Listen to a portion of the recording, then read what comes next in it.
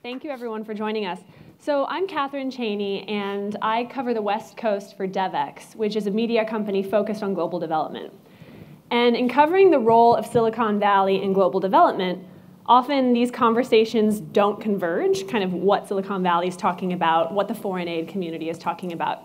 But when it comes to universal basic income, both of these communities are increasingly interested. And we have two of the best people on stage, I think, to help us answer what's a pretty daunting question. Basic income, can giving away free money save us? We want to make sure you guys join the conversation. So if you go to slido.com, South by Southwest, and enter this room, you can submit questions. We'll also leave time for questions at the end.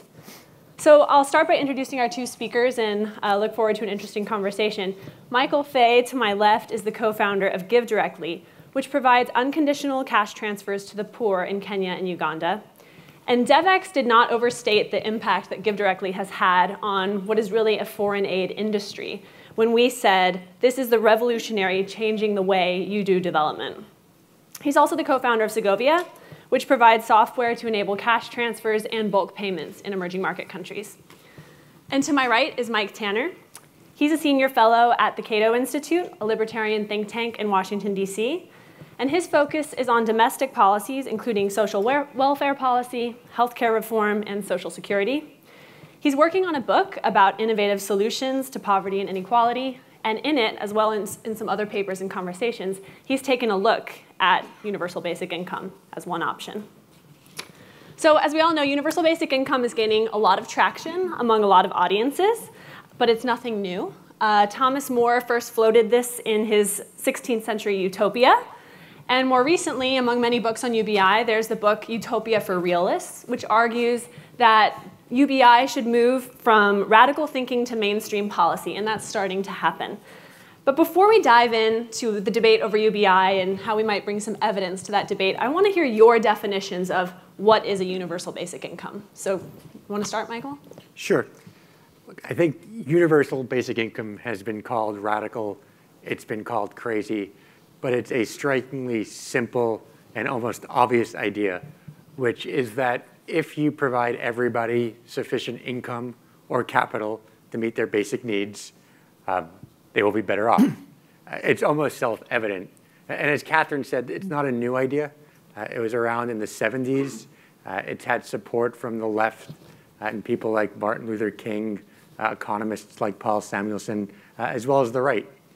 Richard Nixon put forth a basic income proposal, and Milton Friedman, the famous conservative economist, was also in support.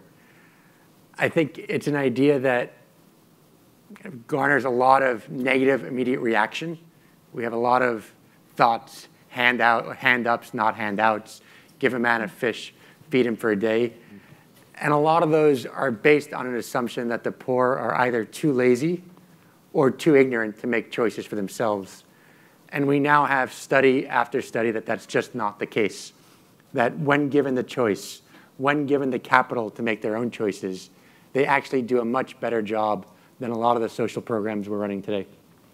And I want to come back to, in a second, the connection between the work you've already done on cash and the evidence you've already gathered on cash and UBI. But first, Mike, you want to hop in with your definition of UBI? Sure. I think one of the things that people don't realize is that most of what we do to fight poverty today is not about giving people money. Relatively little of the assistance that we actually give to poor people comes in terms of cash that they can spend, of putting money in their hands. Instead, we tend to treat poor people as if they're 3 years old and we're giving them their allowance. And we're saying, well, here's your something a little bit for housing, and this is money you need to buy food with, and this is for your health care. And we don't treat them like adults, where they actually get cash and have to budget and have to behave just like everyone else. I mean, and I think that that's this infantilizing of the poor, if you will, is a huge mistake. I think the basic idea of a universal basic income, there's a lot of varieties of it, and some of them are less universal than others, but it's basically a move to cash. It's the idea that we should give the poor cash instead of handing out all these little bits and pieces of what's called in-kind benefits, whether in foreign aid that's food aid, or we're going to go in and dig a latrine in your village, or whatever it might be. And in the U.S. system, it's food stamps and Medicaid and housing assistance. The U.S. has more than 100 separate anti-poverty programs 72 of which actually provide different kinds of benefits to individuals. That's sort of mishmash of opaque programs as opposed to UBI, which is simply give people money. I mean, the kind of obvious thing if you're poor is because you don't have enough money. I mean, that sort of thing should be sort of obvious. Well, and I'm really glad we have two perspectives represented here on stage. Mike focusing more on the US and Michael focusing more on emerging markets, but lots of opportunities for cross-learning between both communities as they explore UBI. But I did want to take a step back and look at the why cash question. Mike, you were kind of touching on empowerment, which comes up a lot in foreign aid, that the goal is empowerment in many of these programs, when oftentimes they do just the opposite when there are strings attached. So can you tell us, Michael, about GiveDirectly, the why cash question, and kind of the evidence you're seeing of how cash works so far, even before your experiment? So I'm an economist by training. As you know, we came to this starting with the evidence. There were large cash programs run in Brazil and Mexico, and people looked at what the impact of cash was. And it was meaningfully better than other social programs that we had been running. So the question is, why is it meaningfully better? I think, one, it's a whole lot more efficient to simply send funds. GiveDirectly gets about 90 cents on every donated dollar into the hands of the poor. Now, if we are shipping food aid or cows or other stuff, it is quite costly. We buy it here, we ship it there. Maybe the person doesn't want a cow, so then they resell the cow for a quarter of the price of what we spent on it. There was a recent stat from Syria, I forget the exact number, but somewhere north of 75% of people sold their food aid for cash. So it's an inefficient way of getting people money. The second piece is the choice, is the fact that it is very hard to sit in Austin or New York or DC or London and make a decision for someone that lives thousands of miles away that you've never met. I have enough trouble deciding on Christmas gifts for my family, let alone gifts for someone that far. And the problem becomes even harder. Look at a room like this. If I had to pick one thing that every person in this room needed, I would argue that it's probably impossible. If you went around, everybody probably had a different need. The extreme poor are no different than that. I was recently in Kenya, and it was amazing. I met this woman, and occasionally I'll ask them the question, do you prefer cash to what you were getting from other NGOs? And they look at you as if it was a trick question. Why would I not prefer cash? And say, don't worry, but what do you think? So, well, of course I prefer cash. A few months ago, an NGO came. They gave me a bucket, and they gave me some soap, and they taught me how to wash my hands. I said, I had a bucket, I had soap, and I also knew how to wash my hands. And that kind of gives you a sense of the power and why that shift to cash is so important. Now, a lot of people who are drawn to this session probably know this, but for those who don't or those who might be tuning in later, can you tell us about how your work on cash led to this study in Kenya, and tell us a little bit more about what you guys are undertaking over the next 12 years? Yeah, absolutely. So GiveDirectly has been working on cash transfers and delivering cash transfers really on behalf of the general public since 2008. And then we launched more publicly in 2011. What we had been doing is giving one big kind of capital grant or investment to each family historically. Since universal basic income has evolved as a real policy discussion, we've decided to launch what is the largest and really first long-term universal basic income, where we'll be providing 26,000 people some form of basic income in Kenya. Many of those people who will be receiving it for 12 years. It's completely crowdfunded. So this is the public saying they want to donate a universal basic income. And a lot of the motivation was that while we know a lot about how cash transfers work, and we know about the efficiencies of cash, we don't know what form of cash is best. Should we give some people a lot of money once, or should we give everybody monthly installments for a long period of time in a universal basic income? And that's what we're hoping to learn. And already some early learnings coming out. There's been some recent stories about your work in Kenya, and on the GiveDirectly website, some testimonies from people who are getting these payments, so worth checking out. Mike, when we were talking a little bit earlier, we were discussing how you have some skepticism regarding UBI, but that you're a big supporter of projects like this to figure out how it might actually work. And I wanted to reflect back on a paper you wrote where you were looking at the pros and cons of a guaranteed national income. Now, this is looking in a US context. And you wrote that our current system in the US does little to help the poor get out of poverty. UBI has emerged as one option in the search for a better alternative.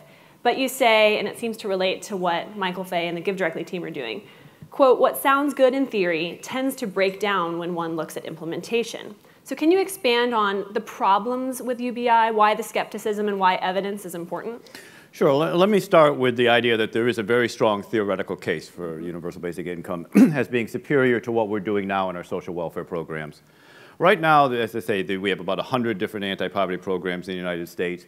The federal government spends $688 billion every year to finance these programs. About $300 billion more is spent by state and local governments. So we're spending nearly $1 trillion a year. That number is rising, and yet you're not seeing equally incremental declines in poverty. We spend more money and we don't get a decline in poverty. We don't get increased mobility among poor people moving up the economic ladder and so on, which suggests that what we're doing is not working well right now. It's opaque, it's not efficient for the taxpayers, it's not humane for the recipients who have to juggle all sorts of different paperwork, different rules, regulations from different programs. You know, what you're eligible for program A, but then that means you lose money from program B, and then program C intervenes in some way. Similarly situated people don't get the same benefits and so on, and taxpayers don't know what works, what doesn't work, what's efficient in that way. It's paternalistic. It tends to concentrate the poor in localities where providers will accept the different vouchers and the different types of programs, which magnifies a lot of the social problems in poverty.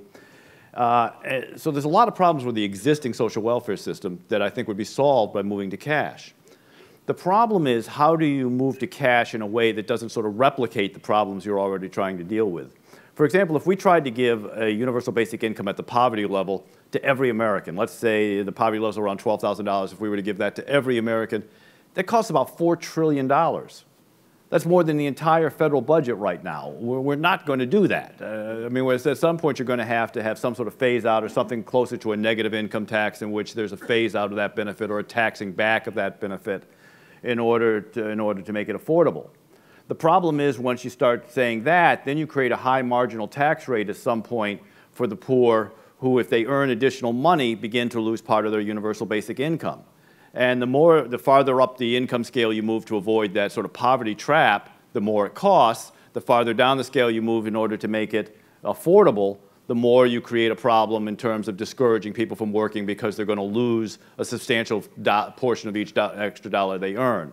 And you don't want to create that sort of disincentive problem in terms of things like marriage and in terms of things like work and things like that. So then you say, well, okay, we'll link it to work, like the Earned Income Tax Credit. But what if you can't work? What if there's no jobs available? What if there's things like that? So then we have to create a separate welfare system on the side of the universal basic income in order to deal with that problem. And now we're back to simply having two inefficient welfare systems instead of one. So though the implementation part is tricky, we can all agree on the importance of evidence here. And I'm curious, you know, I was mentioning earlier how you have Silicon Valley talking about the potential of, or the need for, a universal basic income. That's often probably oversimplified as this fear of a rise of the robots. It also just has to do with rethinking social safety nets with the rise of the gig economy, for example. And then you have the foreign aid community thinking how they can work more effectively and efficiently with tens of billions of dollars. And so I just wonder, can you guys expand on the conversations happening on UBI right now? I know, for example, you mentioned you're both part of a listserv on UBI where people are constantly sharing maybe too much about how UBI might look. What are the conversations that are happening? What are some shifts you're seeing? And hopefully, are they increasingly being informed by some evidence with what you're doing and some other pilots underway? Yeah, so I'll talk a bit to the foreign community and leave the domestic to Mike. We started working on it in 2008. I think the first headline about GiveDirectly was, is it crazy and is it nuts to give cash transfers to the extreme poor? I think there has been a shift in the rhetoric over the last 7 or 8 years. In the last 12 months alone, the Secretary General of the United Nations has come out and said that cash transfers should be the default for humanitarian response. Now that is a big shift for an organization that is essentially organized around silos: food aid through World Food Program, shelter, habitat, and so on and so forth. And he's not the only one. There was recently a debate in the UK where the Prime Minister came out in support of cash transfers and the evidence for cash transfers. And you're seeing more and more of the shift in conversation. Having said that, we have not yet seen a shift in where aid money goes. The US gives approximately 0% in the form of cash transfers. The UK gives less than 2% in the form of cash transfers, which begs the question of why. And I think as you think about cash, you realize there are going to be real losers from a shift to cash. Not the recipients themselves, but if you are the food industry, which is shipping American food abroad to local markets, if you are the maritime or shipping industry or the ports that are responsible for that industry of poverty, industry of aid, there will be less money flowing through that. And that's the political fight ahead on cash, which is why, as GiveDirectly, taking that and allowing the public, allowing individuals to give to individuals and not necessarily rely on the institutions, on the bureaucracies, on the intermediates, is what I think is so powerful, and hopefully those bigger organizations will follow. What about you, Mike? And conversations in DC, on the Hill, et cetera, what are you hearing? Yeah, this is an idea that is getting much more attention. And in surprising corners of the Hill, I think there's actually a fairly broad ideological conversation on this as an idea. I think there's a lot of people that admit that what we're doing now isn't working and are looking for different ideas. I think there is a danger of letting enthusiasm for the idea get ahead of the evidence of it. We talk about this listserv. We see people all the time coming up with an idea. Hey, I figured out how we can give everybody $500. And what we don't have is the type of evidence that what impact is this going to have on labor participation? What impact will it have on the economy? How are we going to fund it? We basically can't redistribute wealth that doesn't exist. If we kill off innovation, for example, in the process of trying to redistribute wealth, do we then have less money available down the road to do the redistribution, things of that nature? We need to do a lot more modeling, a lot more investigation of this before we rush in to create an idea that becomes locked in place. It's very hard to reverse, and we don't know how the outcome's going to be. So I think we've got to temper the enthusiasm for it a little bit at this point. That said, there's a lot of momentum behind this idea of moving to cash. The idea that in-kind benefits are not necessarily kind to the poor, they're not efficient to the taxpayers. Cash is much better. And that's already beginning to generate resistance from the establishment, from the various groups out there, both left and right, that benefit from these programs the way they are. So you see a combination of farm groups and federal employee groups both upset about the idea that maybe we would do away with food aid or food stamps and give people cash instead. I mean, because they have an interest in these programs as they exist, and there's already a pushback on that. I want to go to a question someone submitted from Slido here, where they ask, are there differences among how UBI affects different populations, especially since we're talking US and international context here? And this person asks, would UBI have majorly different results in the US compared to Kenya, Brazil, Mexico? Perhaps too early to tell. I want to hear what you guys have to say about that. But I will say, and it's worth noting, you know, Finland is piloting this right now. India took a look at UBI in an entire 40-page chapter in its National Economic Survey, which was quite significant to show how policymakers are thinking through what this might look like. So to that question, I mean, you're looking at a US context, you're looking in Kenya and other emerging markets, and these communities are talking. How might UBI look different in different contexts? Yeah, I think so far most of the evidence we have does stem from the developing world, from Brazil, from Mexico, from the work, which is really incredible work, and I really want to praise GiveDirectly. They're one of the best groups out there, and the fact that they're doing rigorous research on it as well, not just doing good. But most of it is from the developing world. We don't have a great deal of evidence how this would work in the developed world. What little we have stems from some studies that were done by the Manpower Demonstration Resource Project back in the 1970s, and that really is dated research, and we need a lot more here. So I think what they're doing is great, but it's not necessarily transferable. What we need to do is see some of that research and some of that experimentation in this country. And I should note the Y Combinator study as one example of a domestic experiment to take a look. Y Combinator is going to be testing what this might look like in Oakland. It's still very early stage, though. Yeah, so the short answer is we don't know because we've never done any long-term universal basic income. So I think you then turn to the evidence on cash. And there's some from the US, but as Mike points out, the most comes from the emerging markets. And I think there are going to be universal truths across markets and country or city-specific truths. And you don't know until you've done multiple studies and multiple experiments. I think if you look at the cash literature, it is remarkable how consistent some of the evidence is. So people's fears that people will drink the money, that people will stop working, those fears have not been realized in New York City. They haven't been realized in Kenya. They haven't been realized in Uganda. And the list goes on. That doesn't happen universally. Now, what people spend the money on is perhaps not surprisingly different in different contexts. There was a study done for cash in Malawi, which was an area of kind of a high prevalence of sex work. And what you saw is that when people were getting the transfers, HIV prevalence actually went down. People shifted away from risky work. There was another study in Liberia where they actually gave money to criminals and people that had committed crimes. And people shifted away from committing crimes. In South Africa, they gave it to grandmothers who spent it on their kids, and so on and so forth. So you certainly see differences, but a lot of the big fears and questions that people ask seem to be universally true. The output of that is you look at the New York program that I alluded to. New York City under Bloomberg ran a large conditional cash program called Opportunity at New York City, which was based off the Oportunidades program abroad. So you do see a lot of these programs from abroad making their way into the US policy discussion. And I'm glad we're having this discussion, but because I do think there is a lot of confusion around what UBI would really look like. Even, for example, the fantastic New York Times piece recently on your work, the headline was "The Future of Not Working," right? And it was taking a look at early insights from the study in Kenya. But in fact, as the article points out, that's not really what we're seeing. It's not that people aren't working when they get these transfers. Yeah, the myth of the lazy welfare recipient is just that. It's a myth. There's a fantastic paper by Abhijit Banerjee, Rima Hanna, and some others that looks at this question across numerous contexts, not just one country, but multiple countries.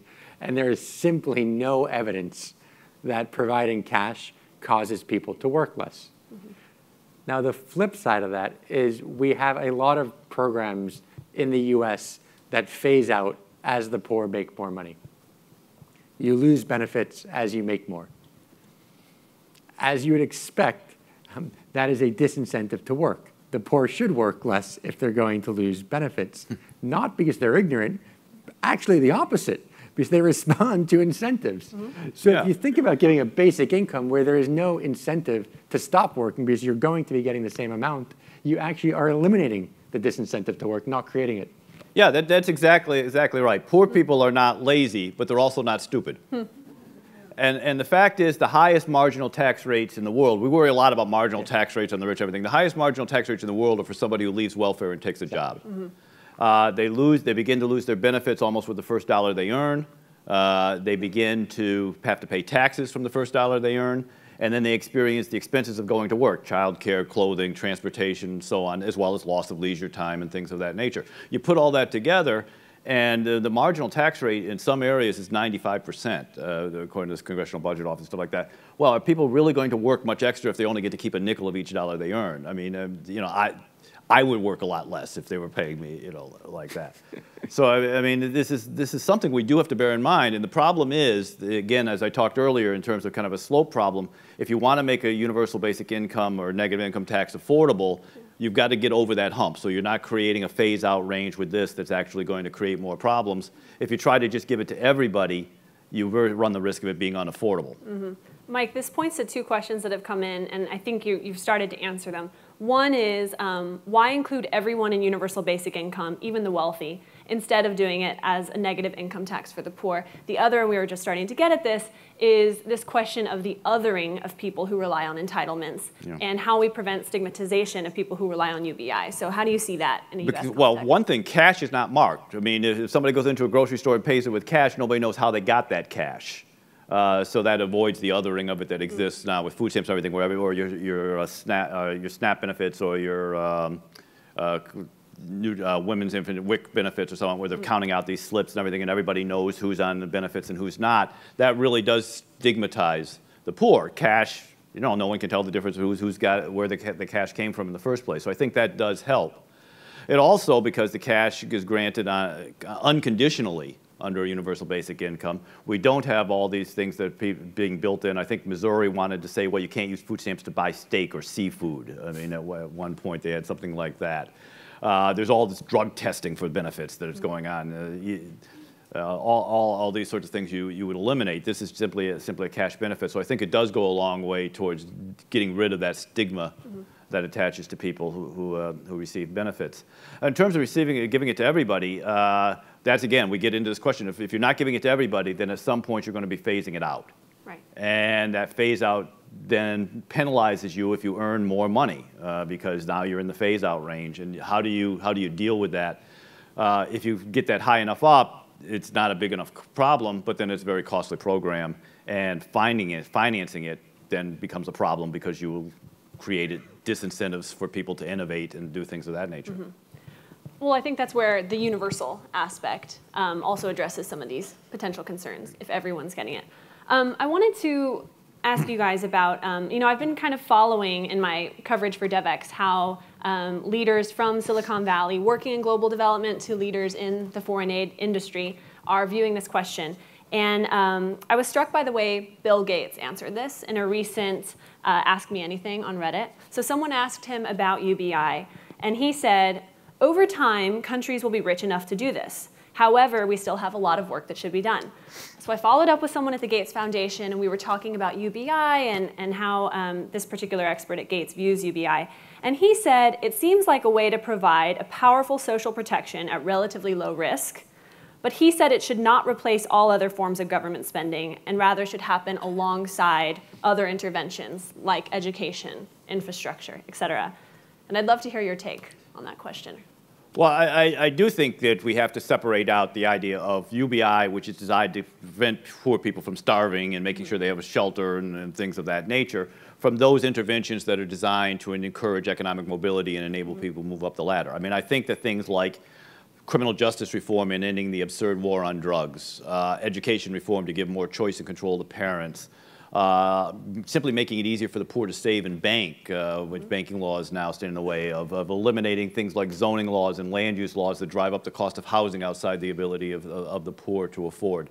Things like that, I think, are going to be longer-term solutions to how we can enable people to rise up the economic ladder. That said, this is a much more efficient and effective way than sort of the bureaucratic, regulatory, nanny state that we've created in order to take care of the poor now, and we do want to take care of them in some way. How do you view this? Oh, I agree. Cash isn't going to build hospitals or roads or create national security. These are things known as public goods. It's why we have taxes. And public goods will not be solved by cash, and they should continue to exist.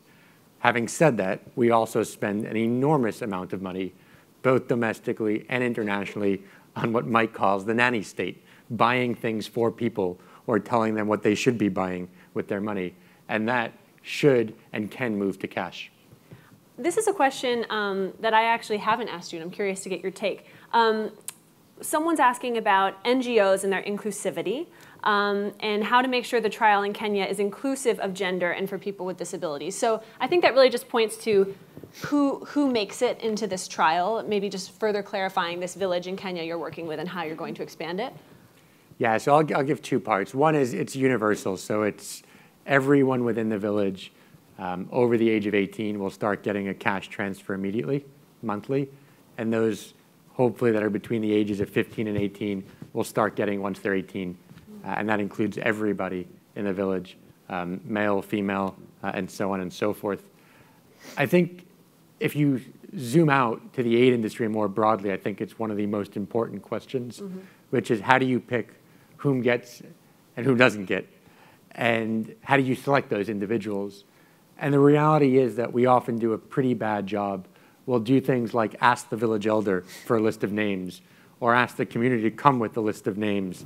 Well, if you ask the village elder, you're probably going to get a pretty skewed list.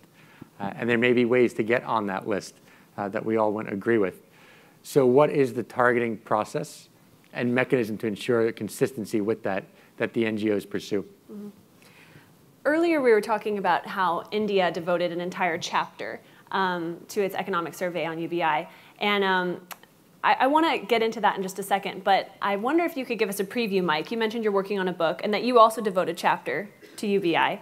Can you just tell me a little bit more about how you view it in the context of these other solutions you're outlining? Sure. I mean, I believe that what we have to do is look at two different problems that we're dealing with poverty. One is poverty itself, which is that people don't have enough money for the basic necessities of life, and how is the best, most efficient and effective way to give that to them. That is both efficient from a taxpayer standpoint, because we have to owe it to the taxpayers as well, and besides, we don't want to kill the goose that lays the golden egg by destroying innovation and entrepreneurship. And second, how do we do it in a way that's fair to the poor people and is compassionate to them and treats them like adults? And I think the UBI has a good case to be made for doing that. But that by itself is not going to create the other societal situations that we need to deal with that are going to deal with racism, gender oppression, the lack of opportunity in certain areas, the failed government school system, the criminal justice system, all of those sorts of things that are not working today. Those things are going to have to be handled separately from simply whether or not we give people cash. Mm-hmm. I also wanted to touch on something you wrote about regarding incremental steps we might take. And this actually came up in the India Economic Survey as well. In these 40 pages, they looked at UBI for women as one possible next step. So could either of you jump in on, okay, we've talked about cash, which in some ways is an incremental step, so I want to talk about that. And then on the other hand, we've talked about a truly universal basic income. You know, Bill Gates says one day all countries will be able to do this. What are the steps in between that we might see or that we might take? Let me give you two examples in the U.S. Where I think are good steps in the right direction. One was we have a fairly large cash program in terms of the Earned Income Tax Credit, which right now is supposedly linked to work. It's very poorly designed in the U.S. It basically is a child supplement. The more children you have, the more benefit you get. But if you're a childless single man, for example, you get almost no benefit at all. Despite the fact that there's a high level of unemployment among men in younger age groups and so on that you might need to deal with. So redesigning the Earned Income Tax Credit in a way that it truly is a cash supplement to people, where they get it, they don't have to wait 18 months and then get it after they file their income taxes, where they're given it as a sort of a wage supplement. That would be a nice step in moving to cash. Taking the 100+ social welfare programs we currently have and consolidating them and moving more of them to cash rather than in-kind benefits would be a good example. One place to start with that, we've been talking a lot, you've got Ivanka Trump talking about child care and things like that. There's 5 or 6 different child care programs that we currently fund with different tax credits, different things. Why not consolidate them and move them to a single grant for when you have children? There's things like that we could be doing that are steps in the right direction. Prioritizing cash and minimizing bureaucracy, I think, are steps that would move in the right direction. What about That's you, exactly my list. Yeah? There you go. We're in agreement so there. that was easy. So we're going to open it up to questions pretty soon, but it's always rough when you go to a panel that poses a question and then the panelists don't then answer that question. So I want to make sure to ask you guys flat out this overarching question we're exploring: can giving away free money save us? First of all, what do you think about that question as it's framed? And secondly, how would you answer it? Oh, there's potentially a lot to be saved from. I can tell you what I think cash can do, and I'll talk international.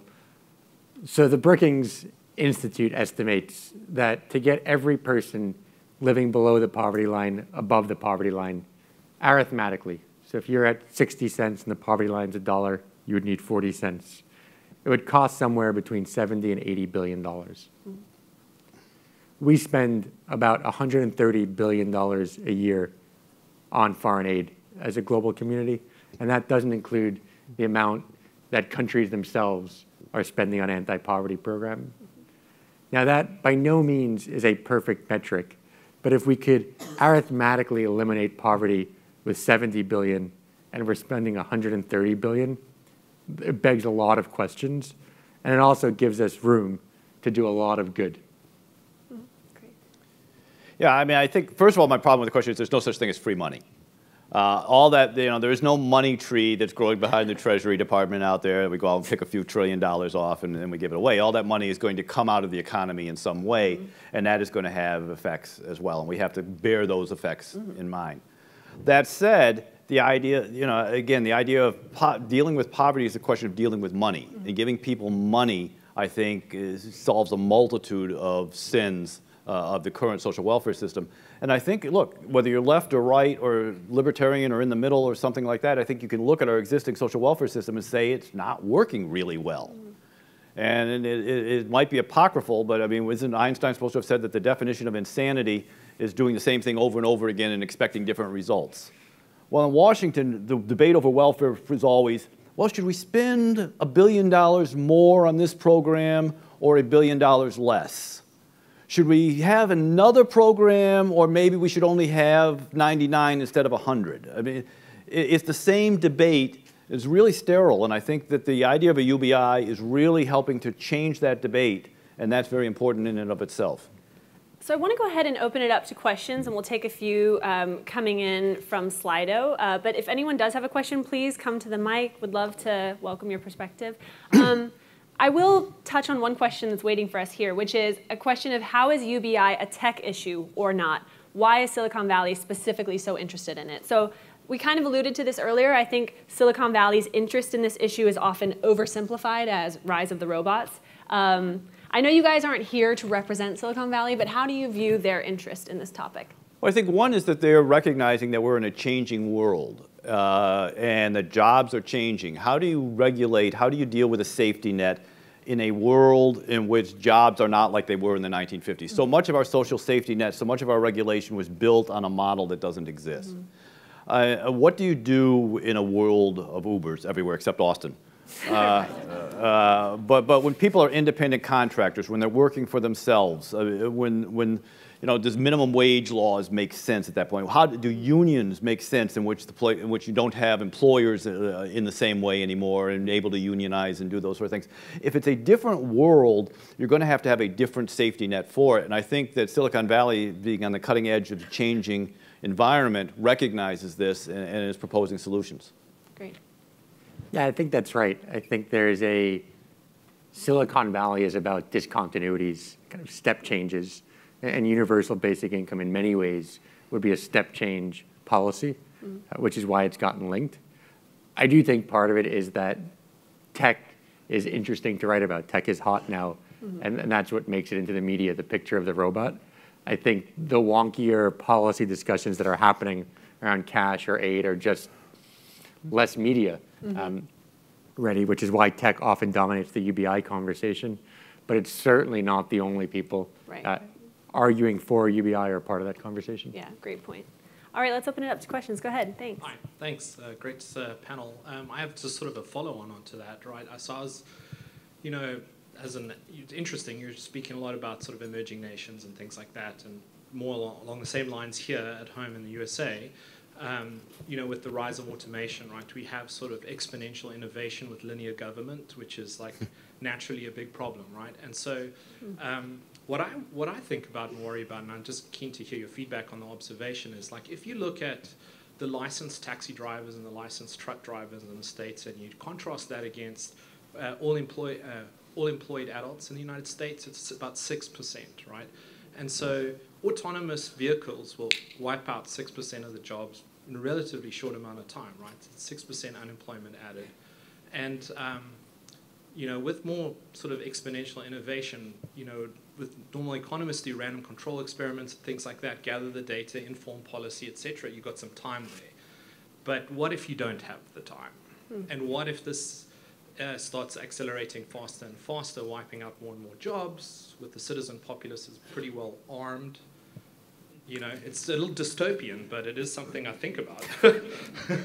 I mean, I think that you raise a real issue that economists debate a great deal. And the example you gave of the autonomous car is a great example, and people worry about that. On the other side, people point out that we've certainly heard this before. Yeah. Yeah, you know, when everybody was going to leave the farms, what will we do with all those people who aren't farmers anymore? They're all going to starve in the cities. No, they got jobs. Well, we had the Industrial Revolution, and oh my God, now we have steam-driven machines. People aren't sewing by hand anymore. What are they going to do? They're all going to starve.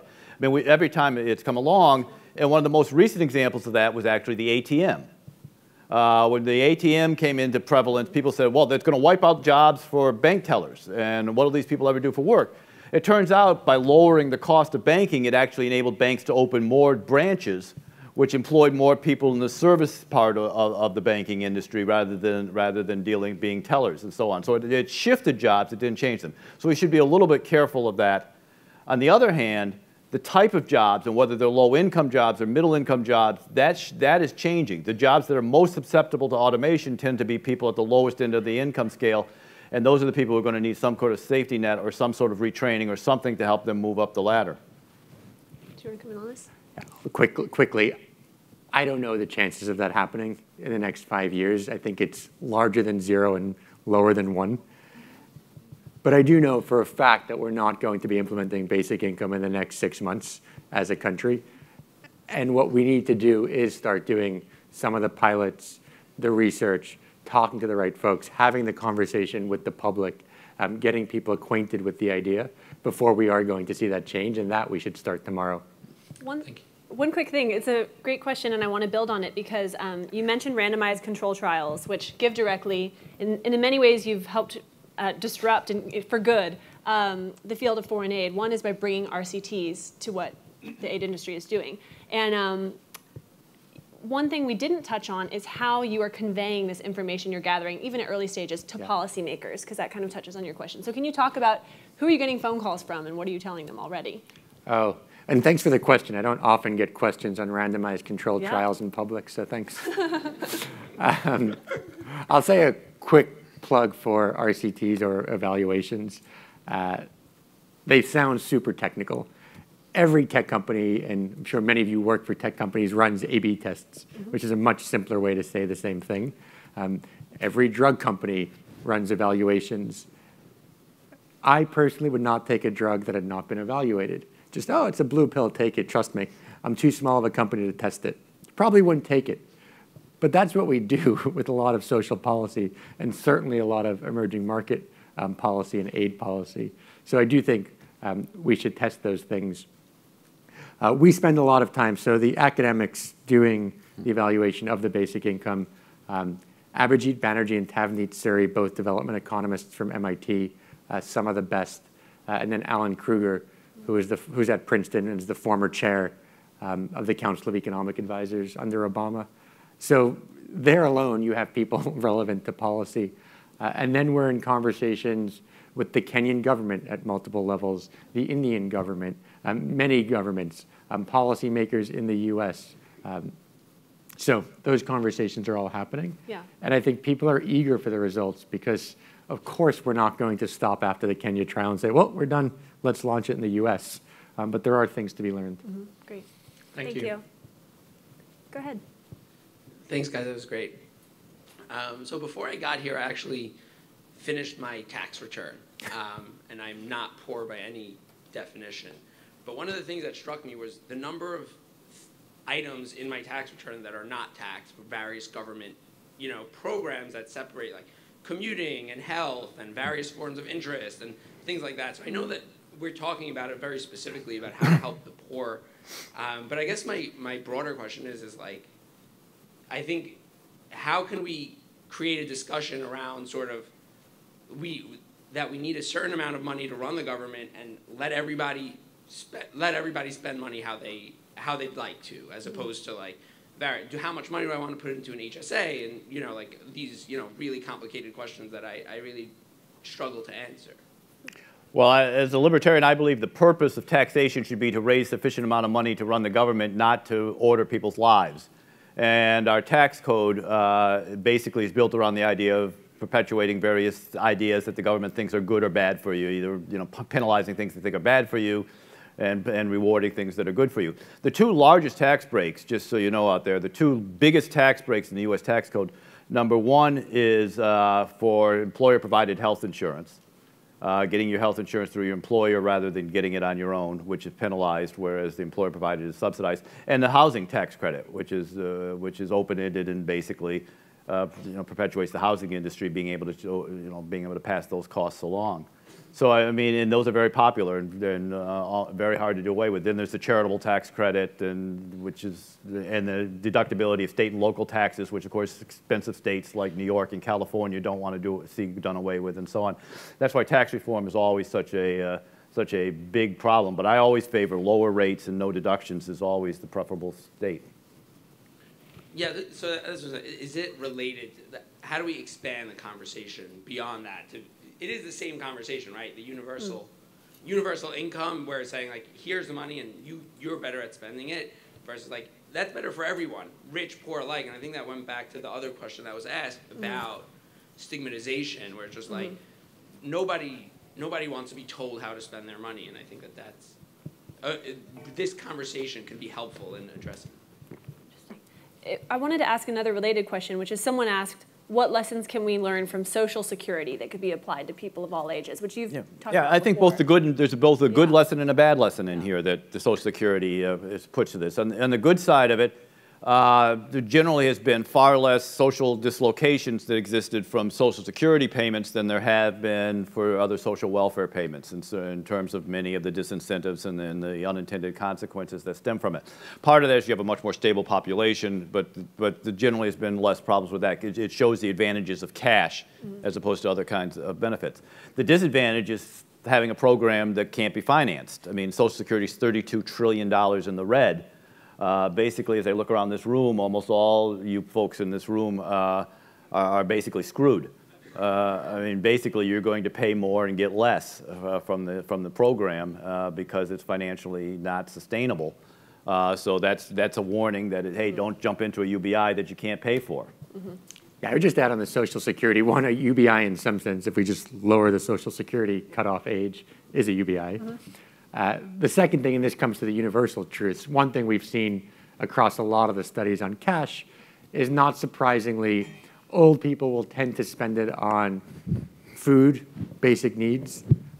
They may spend it on their grandkids, feeding them often, maybe expanding their house so they can spend time in their older age. What you see less of, as you'd expect, is investment outside of the house. Oh, they'll also spend it on health. And I think if you just take that question alone underscores the importance of cash, which is better, someone investing the money outside their house or an elderly person getting the health care that they need? It's a really hard question to answer independently. Yeah, and thank you for that question, whoever sent it in. Hi, so one of the things that for this to happen, it's going to be fought out in the media, which, as we know, is not a great space for nuanced debate. Especially recently. And as the last election showed, we really do seem to want this model that you touched on, which is this sort of 1950s white utopic vision that may or may not have ever been real. But anything that seems to threaten that model seems to be really fearful for people, and that seems to be what the debate gets simplified to in a media standpoint. So do you have any advice about how we have a real conversation about this on a broad national scale outside of things like this room or articles that are written? Great question. Yeah, I was going to say two things on that. One is you're absolutely correct in terms of how the media portrays these things. You want to see a difference, go back to 1965 when we started the war on poverty. The image of the poor people came out of Michael Harrington and the other America was largely a white kind of middle-aged factory worker or whatever. By the time Ronald Reagan's elected, the idea of who's on welfare is largely an inner-city black mother. And the attitudes towards social welfare shifted fairly dramatically as a result of that portrayal. That said, I think you're going to have to deal with the political realities that we are not a society. We already have a highly redistributive society in America. The tax code, if you look at the federal tax code, I think the rich pay, the top 1% earn about 18% of income and pay 36% of taxes. You're not going to substantially increase that. You might get a little bit more around the margins, but you're not going to have a huge increase in that. And if this is portrayed as simply being a massive redistribution scheme, it's going to run into a sort of partisan opposition. And I think that's one of my fears. Again, we talk about some of the community here. It's, oh, I have a new tax on the rich and I can pay for X amount of dollars for the poor. if it's portrayed that way as opposed to being a more efficient, more humane way to deal with poverty, I think that's a political loser. I think you also need to include the poor in the conversation. It is remarkable to me how much our interface with the poor is frankly people like me, or even worse, TV commercials, the Sally Struthers or this. And first the poor are really desperate and famine, then the poor are buying motorcycles to start a business. It's always intermediated. One of the things that I've been doing more of in conferences and talks and meetings with policymakers, and even the GiveDirectly website, is simply putting the microphone in the hands of the poor. Ask them what they want. Yep. See, ask them if they drank the money they got last week. It's pretty uncomfortable to ask someone that. I always say, if I gave a gift certificate to my mother or a family member and you came up to me and said, well, how do you know she didn't just drink the money away? You'd never ask me. But we always ask this question when it's someone that's a few thousand miles away, because we'd never ask it to their face. Like, let's have to have that conversation face to face, because I do think it will change the stigma. Yeah. Great question. I will applaud to that as well. I want to build on that question really quickly because, you know, one of the things we're following at DevX is how to bring evidence to the debate over UBI, which we all agree is important, but that's really bringing evidence to the debate people like the people in this room are having on UBI. And when we're talking about mainstream media coverage, the public conversation on UBI, part of this is just bringing that evidence to those audiences, which I wonder how you see that. I mean, GiveDirectly is getting more media coverage lately, but how do you bring evidence to not just the intellectual debate over UBI, but to the public conversation? I think the responsibility obviously falls on both parties. We try to lead with the evidence and almost force the media into putting that in, as opposed to just like glamour shots of the founders or something like that. But two, I think the world is changing. I mean, there's a movement called effective altruism, which is about bringing data and evidence to the way we donate and philanthropy. Tech at its core is about data and experimentation. I think culturally we are moving more and more to a world of evidence and experimentation. Great. Go ahead. Hi, thank you both. That's been very informative, and thank you for GiveDirectly. That's amazing work that's going on there. Can I ask about speed? I mean, you've skated a little bit over Rise of the Robots, and yes, it encapsulates lots of different things. But it seems to me that, you know, you look at Jeremy Rifkin's work on the zero marginal cost society, cost of goods going down, number of people living in poverty decreased by 50% in the last decade, all that sort of stuff. There's going to come a point, presumably, where people need less money to survive and get above the poverty line, and these issues are converging at some level. But then in the West, we've got the problem of a future that looks a lot like continuous partial employment. Do you think we need to speed these conversations up? Do we think we need some way to force a reconsideration of these social systems that you're talking about? Because we're all going to be trapped in this too. In a decade's time, this conversation is going to look very different for everybody in this room, not just people in mud huts in Kenya. Very true. I actually think the answer right now is to slow it down, because unwinding bad social policy is very, very hard to do in the West, because there's always entrenched interest groups that grow up around any social policy. And I think doing this badly would be a mistake. And I think politically, doing it prematurely before the public is willing to sign on to this is a mistake too, because if this goes down to defeat, it's going to be very hard to bring back up. So I think both passing it too early and having it killed too early are both bad outcomes. I think we really need to worry about collecting this data that's out there on that. So I sympathize that, you know, we could be in a sea change of the economic environment, and if that's the case, we're going to have to deal with that at the time. And I do worry about that, but I think that the other side of that needs to be taken into account as well. So good question. Thank you. I would start the conversation. I think we're probably saying the same. I wouldn't implement it tomorrow, but we are just at the beginning of a cultural and a policy conversation. Yep. And those are going to be long conversations. They're not going to be quick ones. We may as well start it now. Exactly. Yeah. We'll take one last question. Thank you so much. Excellent. Thank you all for this great conversation this morning. So a lot of the conversation today has talked about replacing many of the inefficient welfare with cash and all of that. But one of the reasons that poverty is such a generational and cyclical thing is that so much of welfare has been focused on income and not on assets or wealth creation. So along with focusing on this UBI and income, what can be done to begin a more of an asset-based approach to addressing some of these systemic poverty issues that exist? Sure. No, Either or. Michael or Michael? Okay, I'm Yeah, going same to name, do the same domestic, stage, and then you can confusing do international. In the U.S., I can think of a couple of things. Number one is we need to make it easier for the poor to bank. So much of our banking laws make it very hard for people to bank, particularly money laundering laws, things that have come out of the war on drugs, things of that nature, where you have to produce 2 types of identification, open a bank account, and so on. About 20% of the poor people don't have a driver's license. It makes it almost impossible for them to open a bank account. And if that's the case, then they end up wandering around with large wads of cash in their pocket. Everything has to be done under the table. It makes them subject to being robbed or being picked up as a drug courier or something like that, because why else do you have $500 and rolled up in your pocket, that sort of thing. So we need to deal with that. Most social welfare programs, most of our welfare state has asset tests. It means that actually if you get a welfare check and you go out and you buy running shoes with it, or basketball shoes or whatever it might be, that's cool. We're good with that. If you put that money in a college fund for your kids, we're going to take away your welfare check. I mean, that's sort of completely backwards in terms of how we handle those things. So there are things we can do right now actually that would enable the poor to save money on a better basis. I would just add, both from a domestic and international context, we hear basic income, it sounds like everyone's just going to use it to eat. And that's just not the case from the evidence, either domestically or internationally. The GiveDirectly case, people's assets went up about 65%. In the US case, something called the Mother's Pension Program, you saw people living longer and their children getting more educated. Those are probably the 2 most valuable assets you have. So you do see a real asset accumulation.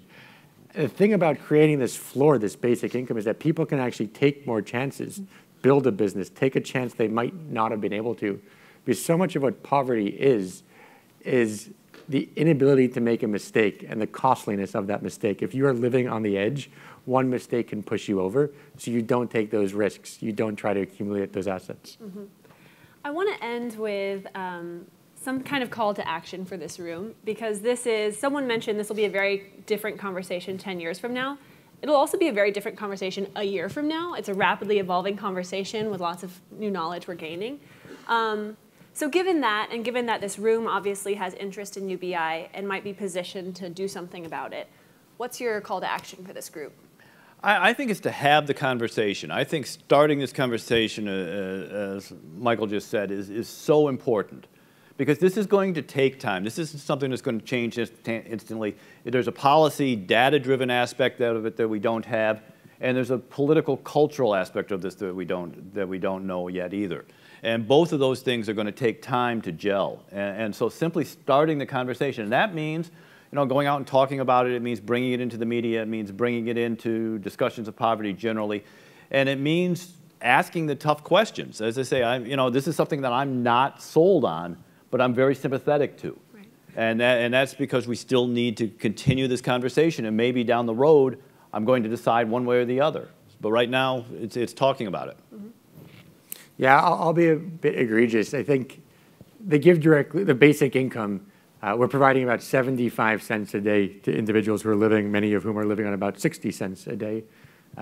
A week, that's about $5, which is about the cup of a nice coffee.